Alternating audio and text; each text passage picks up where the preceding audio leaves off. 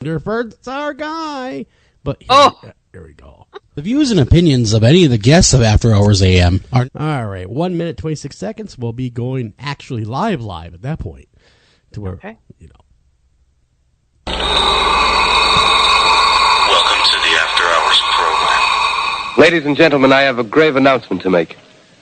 Incredible as it may seem, both the observations of science and the evidence of our eyes lead to the inescapable assumption that those strange beings who landed in the Jersey farmlands tonight are the vanguard of an invading army from the planet Mars.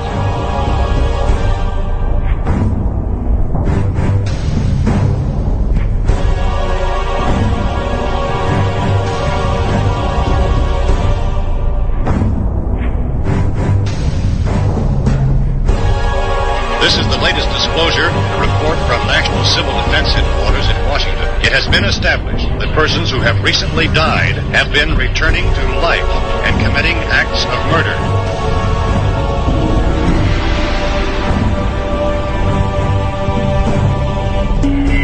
Wait a minute, something's happening.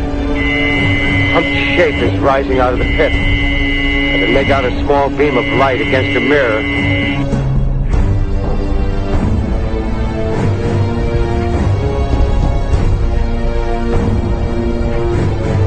Welcome to After Hours AM Deeper Cuts. Cutting deep into what skews.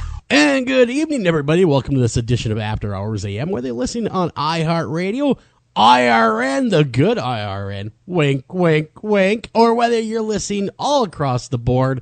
We're also on Dark Matter Radio. We're absolutely live at America's-Most-Haunted.com, as well as several other venues. So feel free to hit us up over there, as well as Talk Stream Live. Got to give you guys a little bit of love, and many other locations. And, you know, I kind of threw a teaser out there. I know, guys. I know.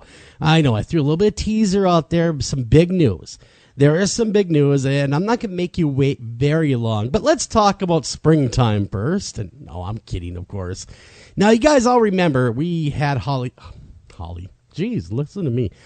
Hollis on the show last week, and boy, did we have a lot of fun, and really took us to paranormal places that we never thought we would go, and very insightful, a lot of fun to have, very personable, and you guys really liked her, and I liked her as well, so much so that Heidi Hollis is now the full-time co-host of After Hours AM. Heidi. The crowd goes wild. They are going wild. Welcome to the show and welcome to the family. Thank you. And you know, it's cool. It's going to be a lot of fun. It's a fun ride. We have a great audience, great group of people that, you know, really drive this car, because this is truly a radio show for the people, by the people. And so we all kind of have fun with it. Oh, I am so super duper excited. Thank you, fam, for welcoming me, and your personal family even welcomed me. They did. It was kind of funny. They're like, yeah. Well, hi there. How you doing? Hi. What? Hi, Heidi. Want to come over? We're having peanut butter jelly sandwiches. So that part was a little weird. But hey, other than that, you know, we used to be. I've always had a dream, Heidi, of starting a cult. To be honest with you, and. Do you know what stopped me?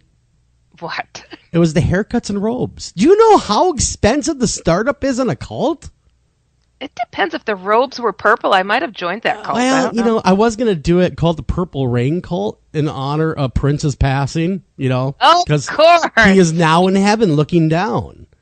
And of course, we could start the Purple Rain Cult. But I thought about that, and then I thought, well, wouldn't raincoats work better? But then I realized raincoats get very hot in the summer. Yeah, I guess they would. No, but the hatman wears it all year round. Well, he does, and we're going to touch on that a little bit more. That's what people were clamoring about when we talked last week. We didn't go into really any depth about personal or other people's personal experiences, and that's what they couldn't believe. You know, of the brawl in the front yard with the hatman, with everyone sitting there watching, things like that. And so we're going to get into that. And really, Heidi, why don't you tell us about yourself, though? That's something that I know Eric did a wonderful job last week of doing the intro, but you have written so many books, and you have been out there. You got so many different experiences. Why don't you tell everyone a little bit about yourself? Well, what is there to tell? There's too much, to be honest. You know, I guess the thing that always seems to be intriguing to myself when I speak to others who have research odd topics. It seems to be a personal experience that kind of pulls them into the forum, I guess. And that is what happened to myself. I grew up in a haunted house, and it was no fun. Me and my siblings felt absolutely tortured. And, everybody's like, "Ooh, that's cool." I'm like, no, it wasn't. It's not as cool as it sounds. Yeah. Yeah, it was too little to appreciate the oohs and ahs. I was just like, ah! Do you ever meet those ghost hunters or paranormal investigators that they're like 30 years old and they tell you they have 25 years of experience? Yes. Mm-hmm. You like, really? You were 5? What? You were 5? Were you running around with a K2 meter at 5? Well, you know what? I have to tell you that you might get a kick out of this, Joel. I do have my very first encounter with something that was out of control, and I was a whole 8 years old. So then I'm just going to add that on to my list of years of taking on ghosts, because it was my first time I really did take on some kind of weird thing. Sure. So you ready for this one? I am ready. I will do my best. I will try not to get too scared, because last time we talked to you, I had to go to bed, and I was like, oh, boy, I wonder if that Hatman's hanging around here. Oh, God. Yeah, that man, he ticks me off so much. I can hear it. Listen to you. You're mad right now, and you should be. Everyone should be. I mean, nobody should have to deal with that kind of garbage. No, you ain't got no time for that. No, not at all. But now this is a crazy story, but this was my very first thing that I recalled initially. Okay. All right. that happened. So my mother, unfortunately, she passed away when I was 7. And this was the first Christmas since her passing. And my dad, he had moved in some other person in that was going to be my future stepmother and future stepbrother. And it was Christmas. We'd opened up all of our presents, me and my 2 sisters and my new stepbrother, soon-to-be stepbrother. And, we're having a good old time, like, playing with our toys. And my soon-to-be stepmom and my dad, they're like, we're going to go wish some other people Merry Christmas. We'll be right back.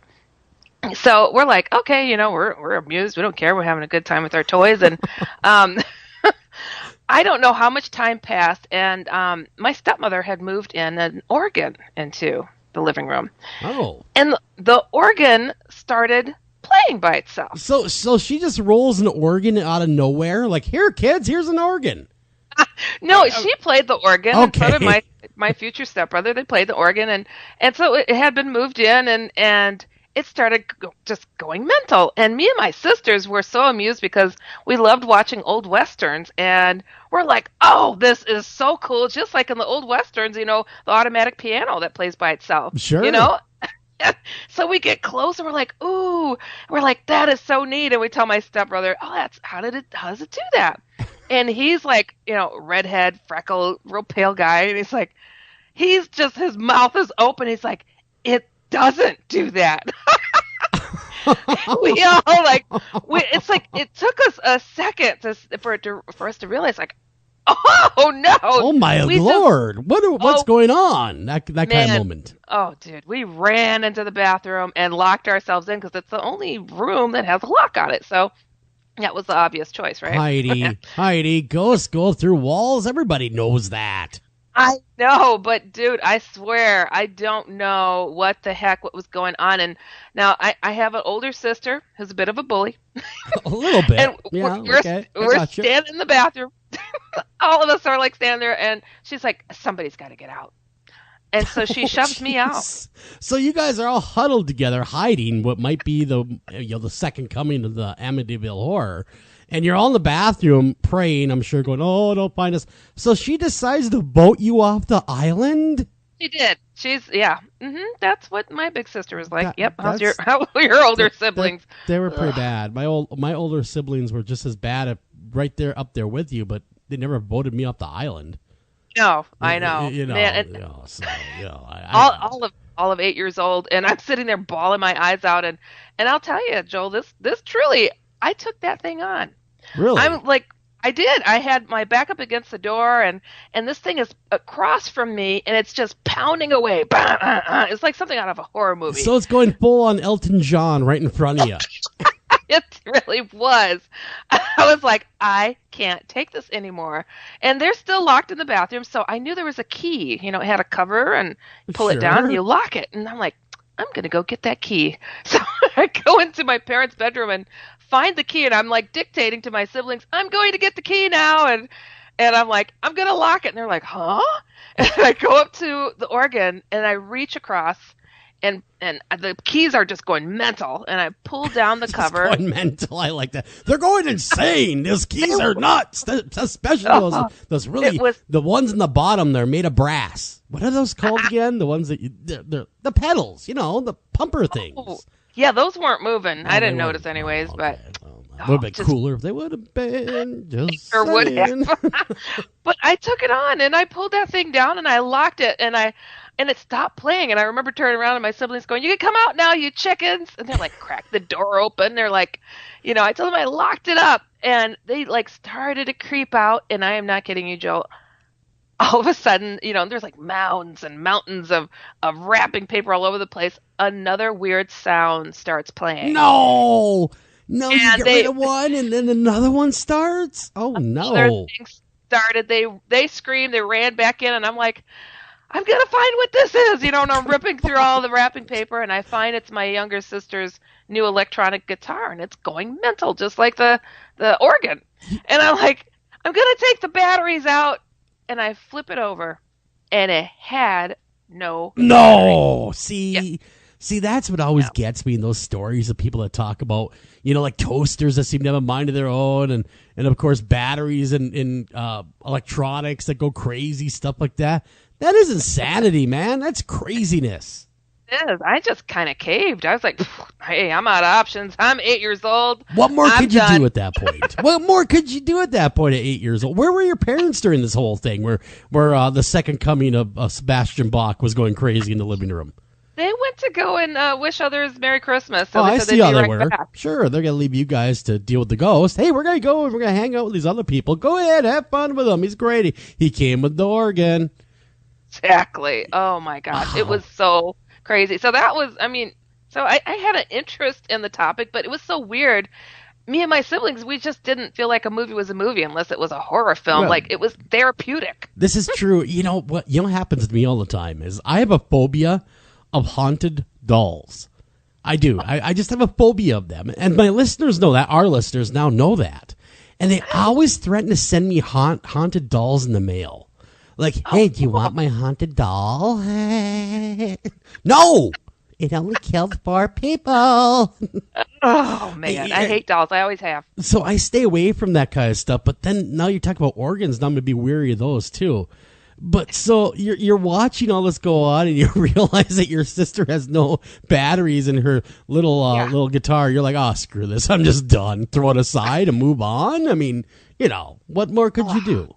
Yeah, Really? That's all I could do. It was horrifying, but that introduced me to the paranormal world. It's so strange because it's so ingrained in my mind because I was the one tossed out to go and take these suckers on, so I did. Well, yeah, you're tough. I would have been like Scooby-Doo. I don't even know if my feet would have hit the ground. I would have been gone.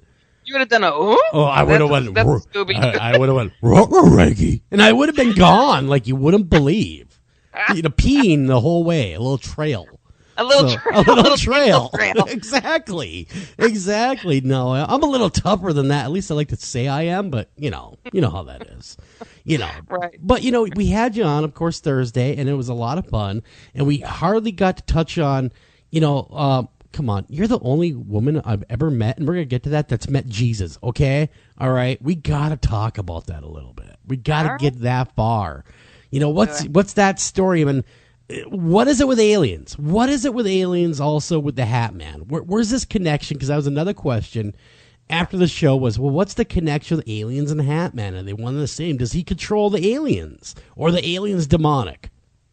Ooh, there's so many different layers, but it sounds like it would be confusing, but it really isn't. It's like, just put a big old line in between them and say, light over here, dark over there. And who's ever related, sit in the middle. I don't know, but yeah, it's like a dysfunctional Thanksgiving dinner. Yeah, exactly. When it comes to these negative alien beings and the ones that do the abductions, the ones that abuse people, Hatman does sometimes show up right alongside of them and seems to be in charge of them. the hooded-looking aliens that some people will confuse for being shadow beings. They're shorter, they're hooded, they have perfectly round red eyes, and they're like, "Oh, I saw a shadow person." I'm like, "How tall was it? 3 feet? No, that's an alien." You know? that was an alien from Mars. I don't know where they come from. Where do they come from? Are they interdimensional, or do they have a planet of origin that you found? You know, one of the things that I did learn when it comes to the shadow beings, and I didn't directly get like Hatman is of the same I don't know, makeup, I guess, but when it comes to the shadow people, this is not the first planet they have done this to. Is my understanding that they spread their darkness all over the place, and that's, I mean, I guess you can think of Star Wars. Yeah, wow, they're just a scourge. Yeah, it's kind of like that, and their power is getting others to turn on each other. So it's like to influence, to be the little devil on the shoulder that says, "Hey, you know, do this." Yeah, do that. that influence. Now, have you ever like woken up and seen aliens next to you, kind of thing, like that creep? You know, I mean, that kind of stuff going on. I have not been abducted, luckily. I have had I've had things show up. I did. Ooh, Lord. Okay, so like I woke up once to loud noise in my apartment, and I was a college student. My dad's like, "Young lady should not be, you know, having an apartment on the first floor and living alone." I'm like, "Ha, Dad, I got an apartment building that has bars on the windows on the lower floor where I'm living. I'll be safe." Exactly. I wake up to somebody like rummaging through my stuff, and I'm like, "Oh my God, my dad was right. Somebody has broken in, and I'm about to be victimized." And my door was open. I knew once I put my feet down on the ground, whoever was in my living room going through my stuff, they were going to see me. So I'm like, feet on the ground, run like heck. I can't get out the window because there's bars on it. So wow. I'm like, "Okay, Heidi, 1, 2, 3. And I start burning rubber going out the living room. And I am not kidding you. Out of nowhere, don't mind that loud pounding. Out of nowhere, I stop because there are 2 people, little people, that are like the size of 4-year-olds standing in the middle of my living room with their backs to me. And I'm like, huh? I'm like, suddenly my fear kind of leaves me, not fully, but I thought I was about to die. And I'm like, well, who the heck and what the heck is going on here? And I walk, and they have their backs to me, and they're going through one of my bookshelves. And I'm like, I go between the 2, and I'm like, I look at them, and they turn, and they look up at me, and they are the typical gray alien beings with the big black eyes and 2 slits for a nose and 1 slit for the mouth. And I was like, you know, who are you, and what are you doing here? And they have my stuff in their hands, and I'm like, "Give me that, put that down." And I'm like, "Give me that, put that down." That's expensive right there. That was a Christmas present. God, you know, it was. I had, you know, I should back up a little bit because I had joined a UFO discussion group where people that were all abductees, I guess you could say. I was the only one that had seen UFOs, and I thought, wow, these poor people, they've had these alien abductions. Sure. You know, it's horrible. And here I'm just, you know, a witness to seeing some immense UFOs, and it felt like a contagion all of a sudden. Now they're in my apartment. You know, what's going on here? And I'm like, I knew what they were, but I was, you know, panting. I'm like, thought I was about to die. And I'm like, hold it, there's 4-year-old aliens in my place. I'm like, what's going on here? And I turn around and hear some noise behind me. And I had a big walk-in closet, and I go in there, and there's 2 more in there. And now they both froze, and they stop, and they look at me, and all of these, so far I've seen 4 of them, and all of them, when they turned to look at me, they had an O instead of a slit for a mouth, like, "Oh crap, she's up." She's gonna punt. She's gonna kick us. Field goal time. It was nuts, and I was like, wow. Oh, okay, you know, and I'm like, you know, and I hear more noise in my kitchen. I go into my kitchen. I'm like, there's 2 more in there, and here, and my door to leave is to the left. I could have left, but I was just in this weird, I don't know, like mode, like something is going on here. These things are really tiny. I think I can take them.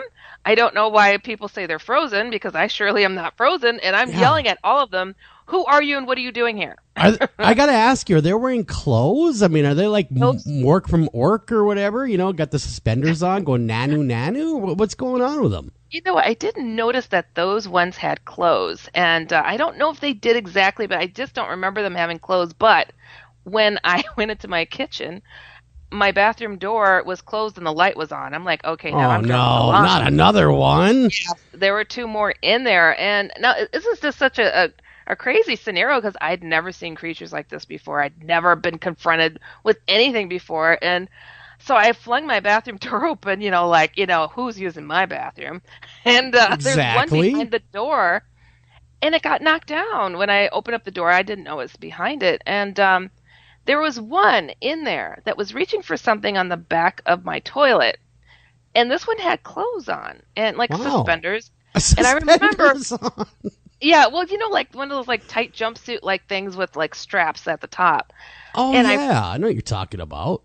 Yeah, so I go and I don't, again, I was moving fast and swiftly because I thought I was being robbed and was about to be attacked. I didn't know what was going on. And I lunged for that thing and I grabbed him by his little suspender part. And I'm like, because I'm saying to them, who are you? What are you doing here? Who are you? What are you doing here? I'm like saying that really fast, running around my apartment. Yeah. And I grabbed this one and he says, and I said, who are you? What are you doing here? And the one that I knocked to the floor is lying there with his hands up, like trying to block me, like he thought I was going to squish him or something. I don't know. It was really, really odd. And this one I heard in my head, I'm assuming, I'm your nephew. I'm your nephew. Whoa. Yes. I'm your nephew? Like, yeah. family? Like, Yes. Yeah. Now, this is an interesting part because I turned my attention to the one. I had picked the one up with his little suspenders and I had him in the air. And I was asking him. did you start punching him in the head? Like, ask him a question and just, I'm not a violent lady. And I know how tremendous of an event this sounds like to people, but I've been telling it for years, and it's just like it was just so wild for me to even experience. But now I'm so used to talking about it, I'm like, yeah. So I dealt with this. It happened, So I had this one in my hands, and this one says this, and I turn my attention to the one on the ground, and he's got his hands up, and I am not kidding you. Like when heat rising off the hot road, I see like this thing start to shapeshift into my nephew in a baby blue suit and afro. And I turned to it and I said, you're not my nephew. You look like him when he was a kid. He's 20 something now. Yeah. My nephew was almost as old as I am. I mean, it's like, what? I was like, what the heck? And I turned my attention back to the one in my hands, and this thing looked different. And it had the bulbous head, but it was flesh colored. It had the big eyes, but they were human blue. It had like freckles on its face, and it had curly red hair, like a little tuft of it on top of its head. And this thing was like shaking so violently, like it was short circuiting. Like I felt like I had just scared a kid. The way that it was so horrifying. They weren't kids, man. I would have went full UFC on these guys. I'm talking octagon time, all right? I mean, they're only 4 feet tall. I can take them, not a problem.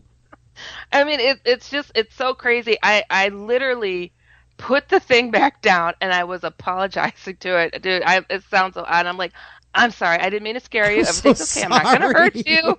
I'm not going to hurt you. I'm like, this one's lying to me. The others aren't speaking, and I'm asking them, what are they doing here? And, it really, really, okay. So Joel, I did do this, and I said, just calm down. I'm like, do you want a cookie? I'll get you a cookie. Just relax. I swear to God I did. And I'm like, I turned around to go get a cookie from my kitchen. That's how, I was pretty rational. That is very calm, all right? I would, if I found that in my house, if I woke up and I found, 6 to 8 of these 4-foot little beings rummaging through my personal possessions, the cookies are not going to be what they're getting. They're going to be getting a good old-fashioned butt whooping, that's right. Because they're so tiny, I'd feel really empowered. I'd feel like a tough guy, and I'd take them all out. I understand. I'm like, a lot of people tell me, this is what I would have done. I said, but you don't understand. I thought I was about to die. I was being robbed. I'm like, oh, my God, I got to just get out of here. And then, here's these things that the people in this UFO group have been talking about. I'm like, these guys? Did it take the cookie from you? I'm dying to know. Did it say thank you and can I have a glass of milk? Well, it had a strange ending because I don't feel I have been abducted. I really don't.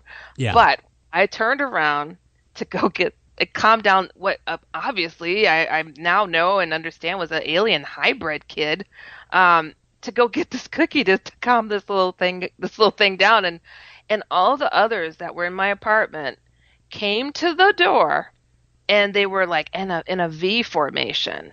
And I'm like, I turn around, I'm like, oh great, like, Here we when go. you guys want now? And like they all like counted to 3 or something, and they all leaned forward at the same time, and boop, I don't remember anything.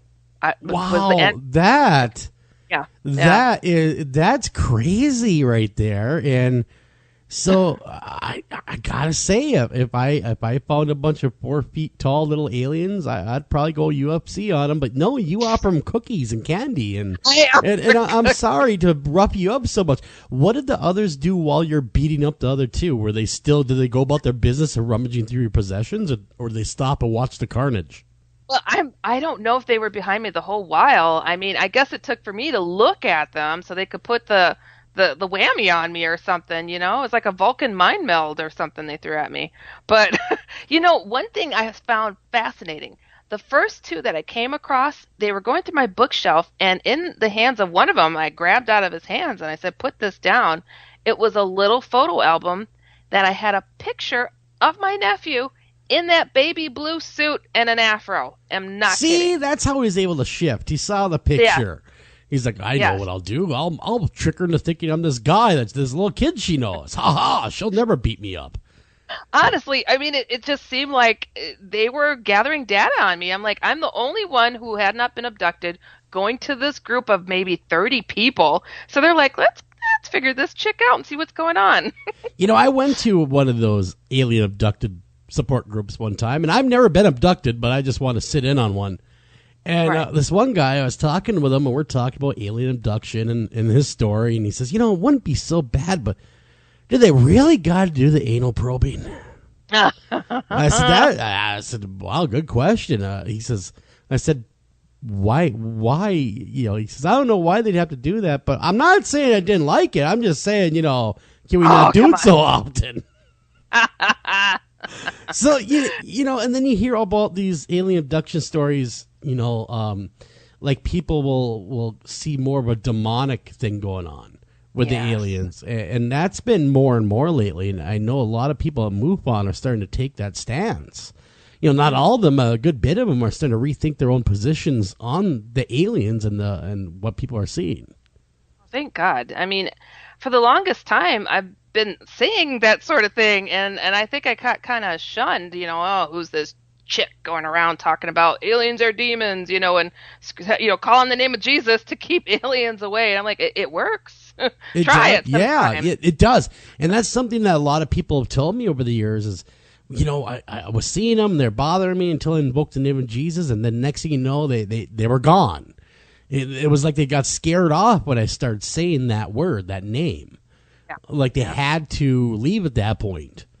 Yep. So, I don't know if aliens are overly religious and they believe that, that if you call on Christ, they must leave, or whether there's something to the demonic thing. There's a whole lot to it. And, I had soon after that, I got a college roommate. I moved into a larger apartment in the same building, unfortunately. Yeah, what did your neighbors say? Wait a minute. You're in an apartment. Did your neighbors ever wake up going, man, what was going on in your house yesterday? No, nobody said anything. Nope, not at all. What's going on, Heidi? It seems like you're partying a little bit. Yeah, you would think that somebody would have noticed something, but it just seemed no matter where I moved, things just kept coming along like, we got to be in her shadow. I don't know what the heck. That's interesting. We're going to get into more of that. We have to run a break. We come back. We're going to talk to Heidi more about this, and, of course, welcome her again to be the newest co-host of After Hours AM. Yes. And thank you all for all of your welcomes aboards and everything else. And, of course, you guys will have an opportunity to talk with Heidi yourself, because we are going to make her one of the moderators of the group of Facebook after tonight. So you can feel free, contact her directly. Be right back right after this.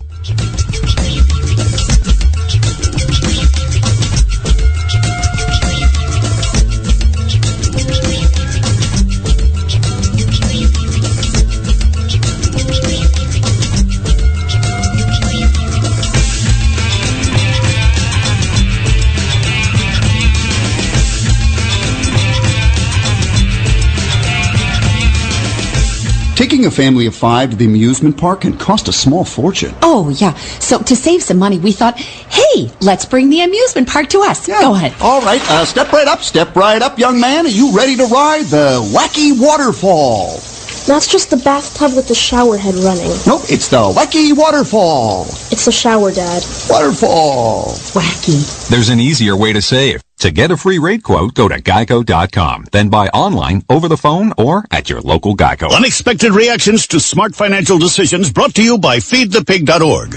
Well, I finally did it. My student loan is totally paid off. I can't believe it. I can't believe it either. I paid more than the minimum each month, and soon enough, it was gone. So you're just giving up? Giving up on what? The life of luxury. Egyptian cotton, caviar Thursdays, designer everything. What are you talking about? Our plan. What happened to winning the lottery and mastering the art of the perfect mimosa? Hosting galas, wearing enough jewelry to require a bodyguard, vacationing in the French Riviera, and then buying it. I just thought maybe it was time to prepare for my future. You know, set some financial goals, make some smart investments, open a 401k. Financial goals? Investments? A 401k? You are horrifying right now. Listen, if winning the lottery were easy, everyone would do it. When it comes to financial stability, don't get left behind. Get tools and tips for saving at feedthepig.org. This message brought to you by the American Institute of CPAs and the Ad Council.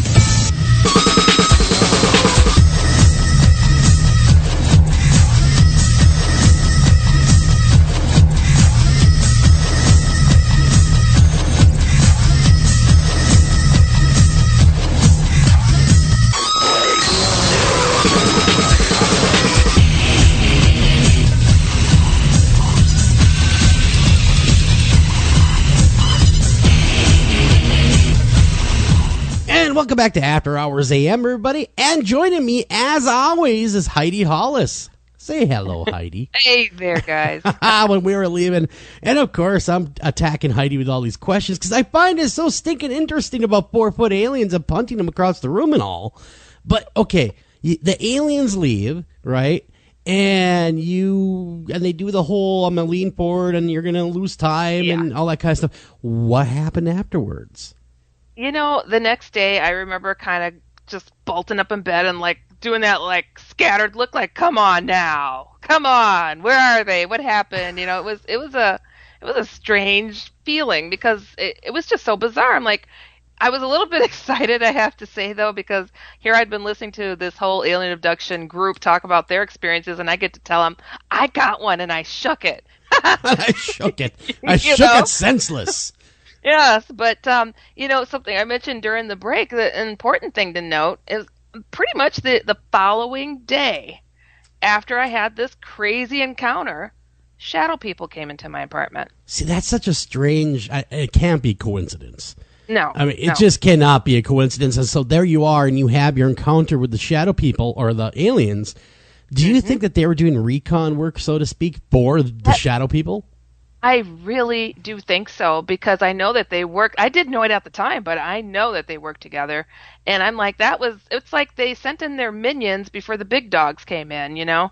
It's like the boss came in to check on their work, like, gosh, we couldn't handle her. She grabbed one of us and shook us. She beat the hell out of us, man. We're not going back in there. She's strong, that one. No, we're good. We're good. I mean, it had to be what they were doing, because they sure did do some digging. They were flipping through my stuff like, you know, like I'd had drugs and the cops were on me or something. They had everything but your credit report. Yeah, I didn't have one at that stage, really. But you know what? You got these questions coming my way, so I'm going to Sure, go ahead, absolutely. All right, Joel. So I'm taking some questions from the chat room, and I'm just kidding. You know, we used to have a chat room till we kept crashing it. And then the X chat would scream at us, "What are you doing? It's too many people. You're crashing us." So we have looked at getting a chat room again, maybe a pal talk or something that can handle larger groups. So stay tuned. We will be doing that. Okay, go ahead. Cool. That's hot. Well, I want to know what got you started in this stuff. I like to hear about boy. Let's see. I actually started ghost hunting, I guess, if we want to use it. I like to call paranormal investigation. It was 1992. And I was about 18 years old, and I had a paranormal experience when I was younger, and I had several of them up to that point. I mean, just a lot I couldn't explain. Like one of them, I saw a shadow person. I've talked about it on the show, but I'll tell it again. Is I was young, and I was up in my bedroom, and from where my bedroom was positioned, I could see my parents' bedroom, and they were gone for the night. And my oldest sisters, which are evil anyway, they're evil incarnate all on their own. That's a whole nother show. They were watching me, and I was upstairs getting my pajamas. Hey, I was 8 at the time. All right, it's time for some Scooby-Doo PJs. You know what I'm saying? Of course. And so I look into their room, and what do I see? I see about the biggest shadow person, and I'd never seen a shadow. I didn't even know what a shadow person was at this point, so I had no idea what the hell I was looking at. Oh, that guy. I remember this. Okay. I look at him, and he is about as wide as your refrigerator, like a double-doored refrigerator.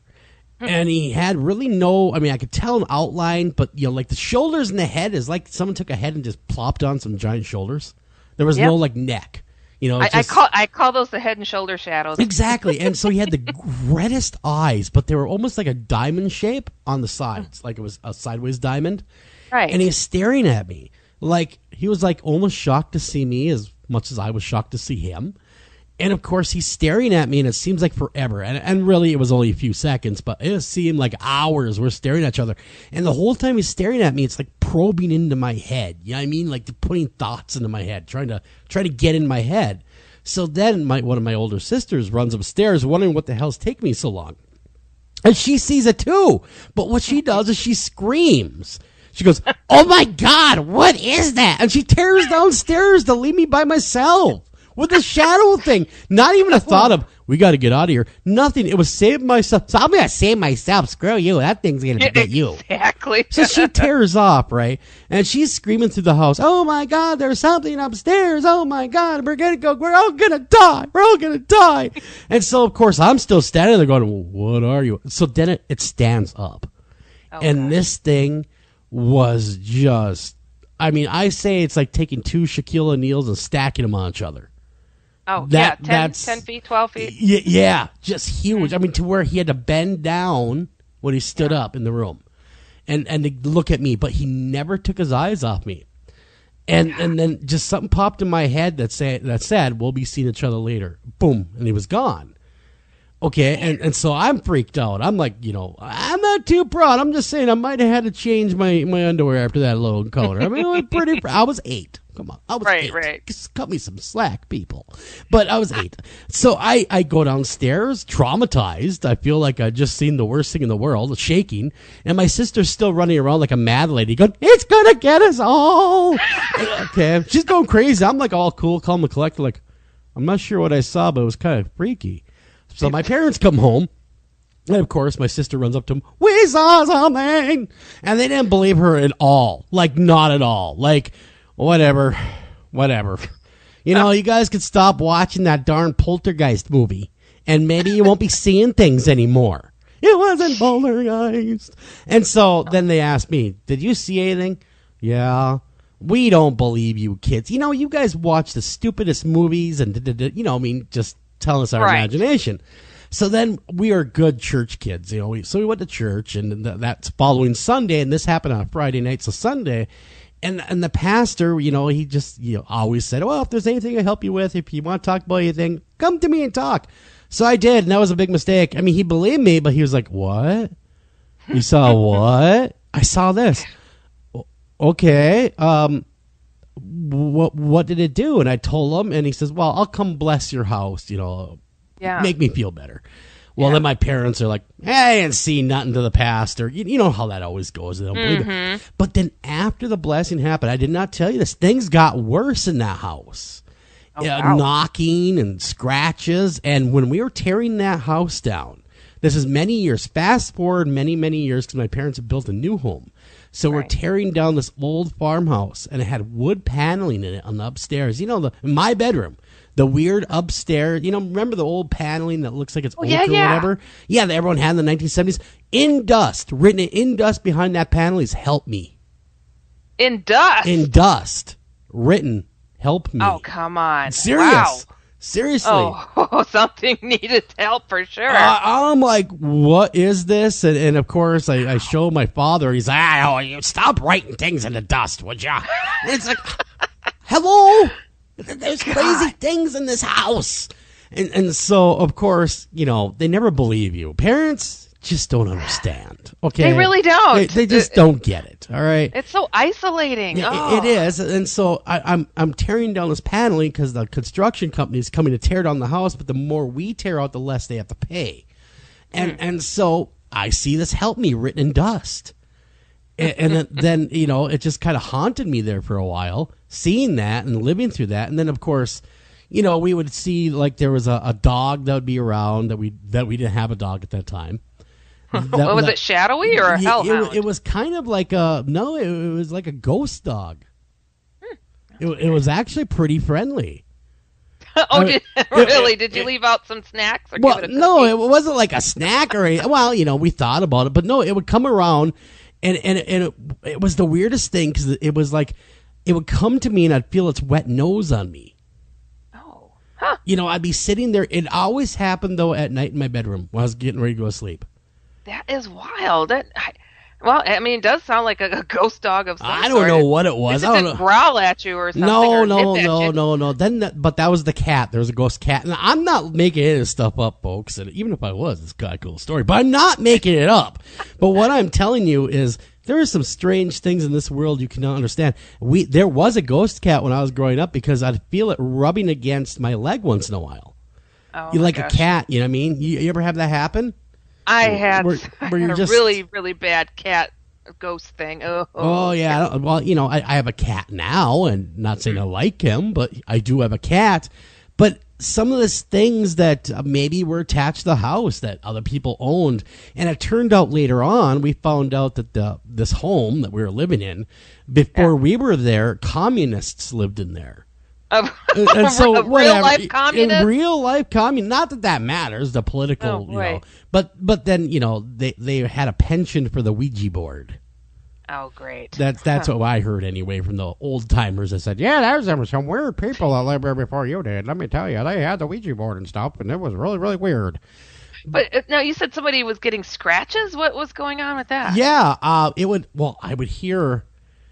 Like you'd be in the house by yourself, right? And you would hear, like along the wall, like a scratch. And then though, once I started to ignore it the best I could, it started scratching me. Oh, so you were the target. I was the target. And it started scratching me after a while. That's what I was worried about. I'm like, when you say scratches, that's like they're making their mark, Was it in threes too? Yeah, it was. It was in threes. It was on my back, and I showed my dad. And he's like, you did that yourself. Did you were you awake or were you waking up with it? Both. I would be sitting in school, and I would notice these scratches. Hold on, it wouldn't be burning all of a sudden.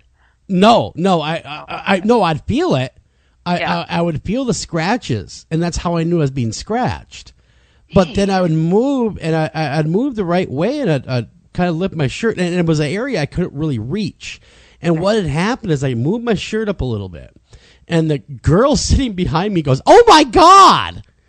I had these scratches right down the middle of my back. Like gashes. Like three of them, right down the middle of my back. Oh, that is not. And so I went down to the school nurse, and then I told my dad, "Explain that one, would you? Middle of the day, right in school, huh? That's a big freaking deal. Were you going to skip over the scratches? Well, no, but it was scary. I mean, it's kind of traumatic. Yeah. You know what I mean? It was very traumatic for me. And of course, once the scratching started, things got really ratcheted up to where it was. It really affected.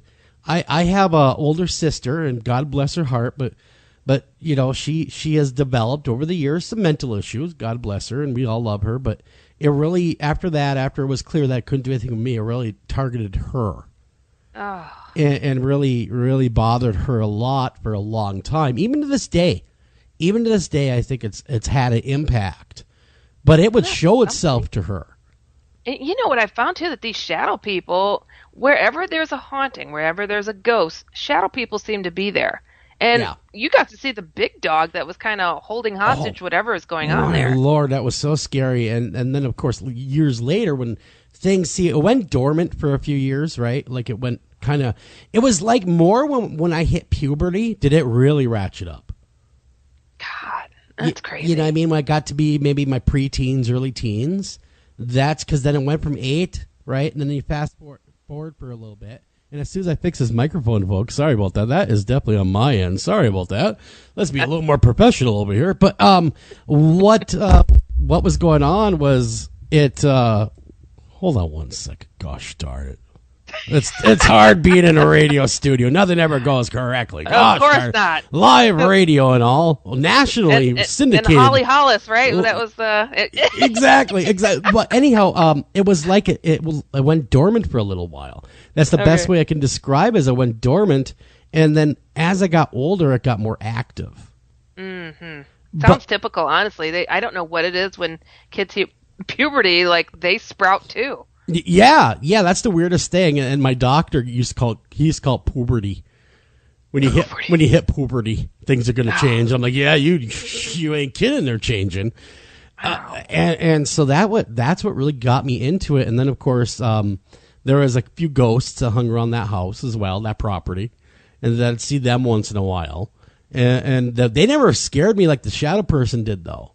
I mean, you only saw one once, right? Well, no, we saw the shadow person. Yeah, one time. It was a one and done situation. After that, I never saw him. I mean, I kind of would feel him around, like there was that presence, that same kind of intensity that was there that night. Right. But I never saw him dead on, like I did that night.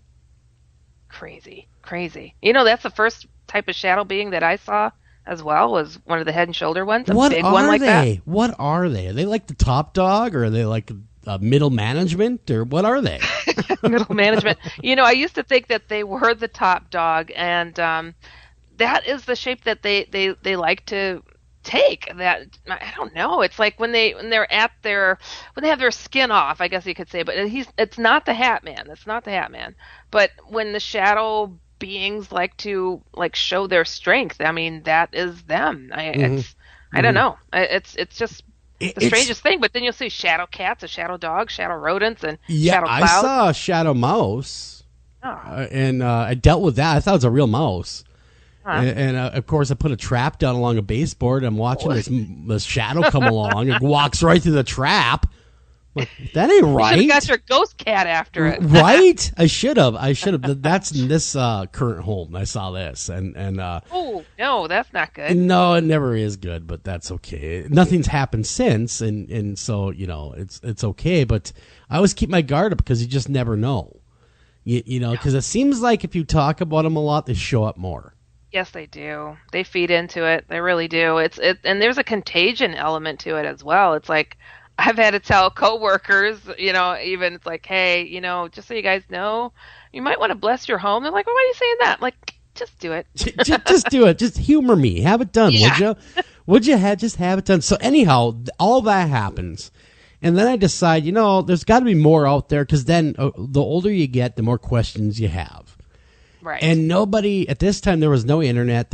No one was really talking about it. You might find a few books here and there about it in the library if you're lucky, but no one was answering the questions that I had. So I thought, well, why not grab a camera? Because I'd actually, on In Search of all things, I saw the Warrens on there one time, and they were talking about paranormal investigation, what they do, and that really intrigued me. And so I decided I was going to try to do that same thing. And I thought I'd start with cemeteries, and then I'd work my way up to my own house. You hit the cemeteries first? Well, where else do you go when you're a kid and you're looking for no good? The cemetery. Of course. My God. But I would never think to go there. You've never gone to a cemetery? Come on. Well, no. I really haven't hung out in them. They're a lot of fun. I mean, I was tortured enough as a kid. I felt like I wasn't going to look for them. Well, no. Then I started looking for them, and that has been a blessing and a curse. Yeah. That's brought on a few different issues in my life that you bring things like to come home with me every now and again. I was just going to say, I bet a lot of people that do what you were doing get problems. So. Was it like demonic or just some? Let's see. A couple of them would bother me primarily. They would, they come wake me up in the middle of the night, the presence, and I'd look over and they'd be standing there like, hey, how you doing? And I'd be like, no, you need to leave now, all right? It was fun while you were there, but you need to leave now, kind of thing. And then some of them, because they're more confused than anything else, like, oh, my God, someone actually gets me, and I want to talk to him. I mean, I know he's not psychic or nothing, but maybe him and I can connect. And that's the feeling I was getting, someone that was just confused of what was going on in their own lives. But then a few times you get the nasties that just enjoy destroying lives. Yeah. Did you see these ghosts, though, outright? Or a couple of them I did. A couple of them I saw outright, like I was staring at anyone else, on the street. And once in a while you'd see that, and then of course it takes you a minute to really process that, what you're seeing all the time, especially you're coming out from being asleep and you're looking and you're like, what? And you blink like a bunch of times, it's still there. That's how you know that's how you know stuff's getting really real, is when they're still there after the blink. And then, if all those space folks dive under your blankets, they cannot get you under there. I'm telling you, that is like the shield of many. It is. And I have a theory on that, though, Heidi. I think it's intent. You're putting up your own spiritual shield when you go under the blankets. You really are. You're giving intent. Leave me alone. Yeah. So, I'm going back to sleep now. Exactly. Maybe the blankets are just the prop, but the real intent is you going under the blankets. That makes sense. So many of the emails that I get, they end with, and then I pull the blankets up. I'm like, exactly. Oh, okay. Exactly. Or have you ever had the blankets pulled off of you? No, thank God. Oh, me neither. Thank God. One thing I do have fear of, though, is something getting in bed with me. Oh, yeah. I live in mortal fear of that, other than, of course, the living. I'm saying ghostly, all right? Before the emails come in and start teasing me. No, the ghostly type. Because I hear all these people that come on the show, and we have a lot of them lined up that we're going to be having on in the future that will come on and tell us, I was laying there, minding my own business, sleeping in bed. Next thing you know, I felt the arm flop over me. Oh, disturbing. Could you imagine that? No, I would tuck and roll onto the floor. You would tuck and roll. I'm out of here. I'm rolling away like Sonic the Hedgehog. I'm out of here. Seriously. Oh, my God. No, I couldn't imagine that. It happened to my dad, though, during the haunting when I was growing up. And, my parents putting on a brave face, my stepmom and my dad. And it wasn't until I was an adult they were telling all these stories, all the things that happened to them. We're like, you left us alone in the horror of thinking no one would believe us, and here my dad had something literally get in the bed, paralyze him, blankets went up and everything, and having something cold next to him in the bed, and he was paralyzed. He couldn't move. I'm like, yep, he had that nightmare. Yep. There's a lot of things I could do and deal with, but that, no, I don't know. I don't know. I mean, what did your dad do? Did he scream? Did he go, oh my God, and get out of there? Or what did he do? He said he was stuck there for a long period of time, and then it just stopped, and he was able to bolt out of the room. Was it a female or a male, or what was it? Did he ever say? Well, it was soon after my mother had passed away, so it may have been her. Was she messing with him, do you think? I wouldn't be surprised. I mean, I heard she was a character with that type of stuff. Showing up just to say, ha, I could still get you. Exactly. Exactly. It could very well be, but it's so weird. It's like, when you try to figure out, what's the source? Why did this happen to me? I was such a little kid, and everybody used to say, oh, your mom, is haunting you guys. I'm like, no, I was like 7 when she died, and my sister was 5. I'm like, what mother do you know would come back to try to torture their small children? I have had things happen wherever I move. I think, the protective love of a mother, it can't be matched by anything. Probably and I not, think when she left, the guard was down and these things came at me. Yeah, like full frontal assault, like just absolutely no holds barred kind of just coming at you. Oh yeah, I mean, it just doesn't make sense because I just don't think that was her. It just wasn't. Nope. Yeah. No. Demonic stuff going on. You would know though. I mean, you would know. I mean, everybody knows how their parents feel when they're near them.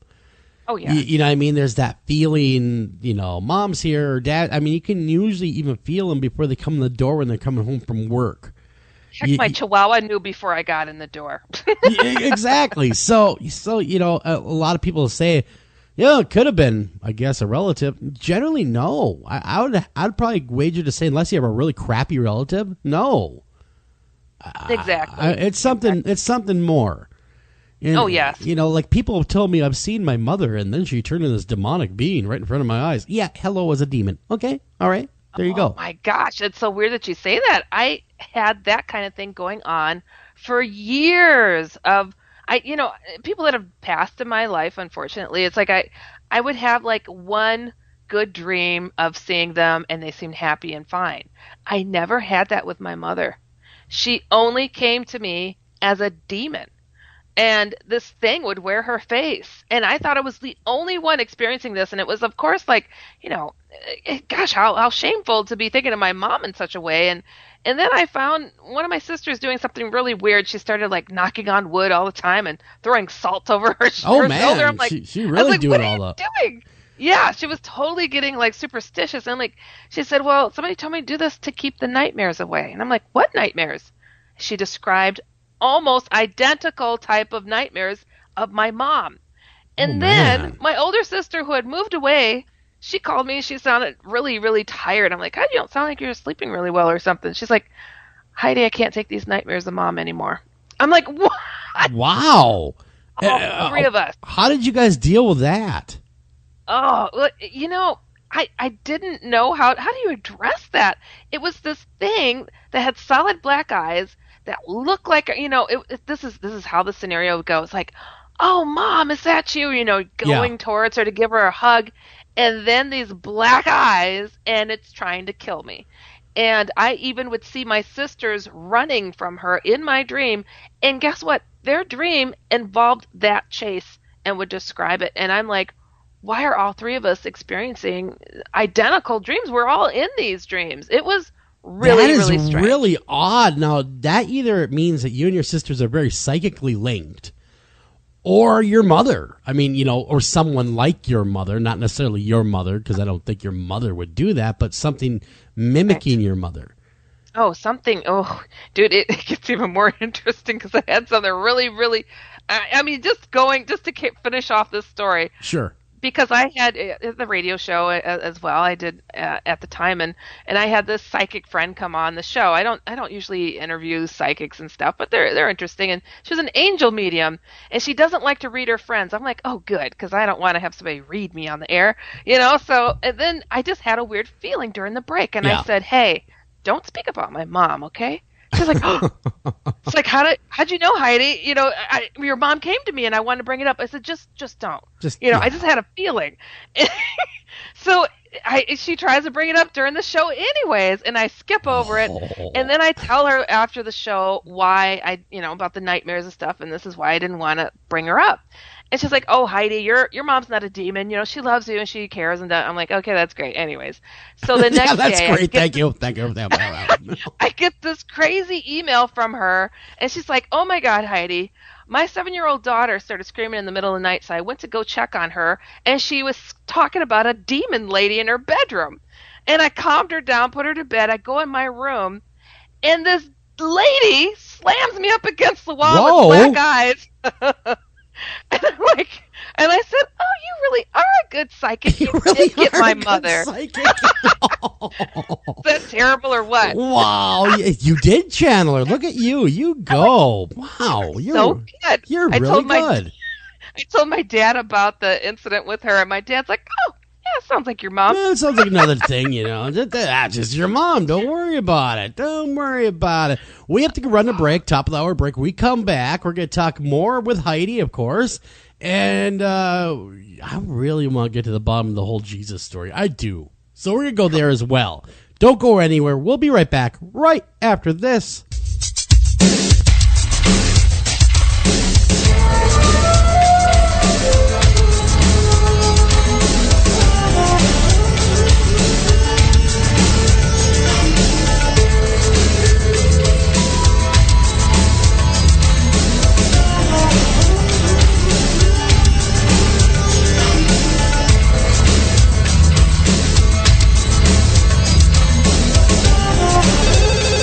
Ranger Station, Ranger speaking. Yeah, hi. I'd like to report a bear sighting. Location. My backyard. Oh, your backyard. Try telling a bear that. I did, and this bear talked back. Talking bear, that's rich. No, wait, it was Smokey Bear. Smokey? Why didn't you say so? I did say so. Continue. I was burning yard waste. No, boy. He told me to burn legally and responsibly, and to remember that if it's too hot to touch, it's too hot to leave. And as always, he's right. You know, 9 out of 10 wildfires are caused by humans. That means 9 out of 10 wildfires can be prevented. Yeah, I know that now. Thanks to me. Actually, thanks to Smokey. As usual, the talking bear gets all the credit. Get your Smokey on. Always burn responsibly and contact your local fire department for open burning regulations. Because 9 out of 10 wildfires can be prevented. Brought to you by Smokey Bear, the U.S. Forest Service, your state forester, and the Ad Council. Learn more at smokeybear.com. Only you can prevent wildfires. Hi, Tom Bodette. If you can hear me, then you have an internet connection, which means you can do cool things online, like listen to streaming radio, obviously, or watch a video of a monkey washing a cat. Let your freak flag fly. Or you can book a room at a great price at Motel6.com. Isn't the internet wonderful? Everything you want right at your fingertips, and whoa, did not need to see that. I'm Tom Bodette for Motel 6, and we'll leave the light on for you. Only in the forest can you see this. But nothing beats the moment you see that. Cool! That's your child's eyes opening up to a world of possibilities. There are some moments only the forest can inspire. Find yours at discovertheforest.org. Learn about forests near you and discover cool things to do when you go. And you might just see this. Visit discovertheforest.org. Brought to you by the U.S. Forest Service and the Ad Council. Do you have a question for our guest tonight? Don't feel like calling the show? Not a problem. Email those questions to afterhoursam@gmail.com. Again, that's afterhoursam@gmail.com.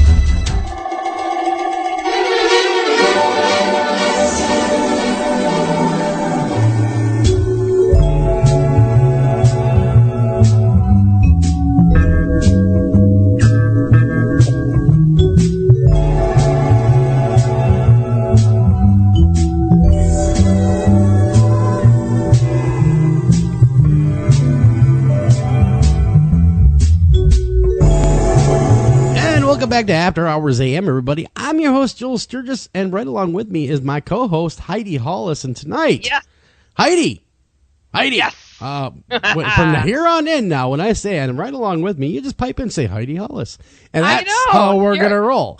But anyhow, I did cut you off, by the way, so I do apologize for that. You know, I've been soloing forever on Tuesdays, and it's hard to find a right fit of a co-host or the right personality to come with you on air. And I want to say that, Heidi, you are absolutely that right personality. And everybody is, you know, they're loving you and welcoming you with open arms. And you're really part of this After Hours AM family over here. And everyone's just tuning in. Now, I know right now a lot of you guys are tuning in from 107.7 FM New Orleans, because right now that shift is going on. So you guys can catch the first hour, of course, if you download it. They had some stuff preempting us, but that's okay. We'll live with that. But anyhow, welcome to the show. And if you missed it, Heidi Hollis, the incomparable Heidi Hollis, the lady that not only gave a name to shadow people, but she also made them her pets. That same lady is now the co-host of After Hours AM. Yay! And we welcome you. I'm so excited. To the fold. And, you have a lot of fun. But getting back to what we're talking about, which is everything basically paranormal and a lot of fun, what's going on, I gotta know. And everybody else has gotta know. Tell us how you met Jesus himself. Oh, my goodness. You know, I have to confess something first, Joel.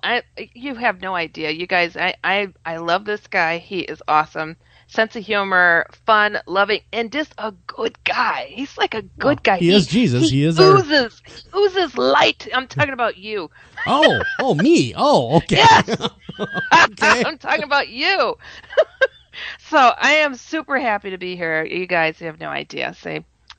Joel, fantastic. Oh, shucks. I mean, honestly, if I had a nice purple carpet, I would so roll it out for you.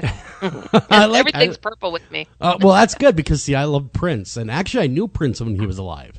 I knew him. And I used to attend some radio events, and I saw him perform quite a few different times. Because he'd be there talking to you going, hi, how you doing? It's really great that you came to my event. And, just really enjoy yourself, I'm glad you're here. And then he'd hit the stage, and then it was like a monster was unleashed right in front of your eyes. Let's go crazy. And then, whoa. It was a weird transformation. I'll never forget that. Lucky. Oh, he's so cool. He's such a cool guy.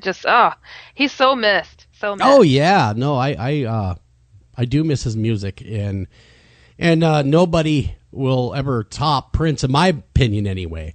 And nobody will ever be as innovative as he was. Honestly. And do those kinds of things. And, of course, he never left the state. He loved it so much, he made it his home. Right.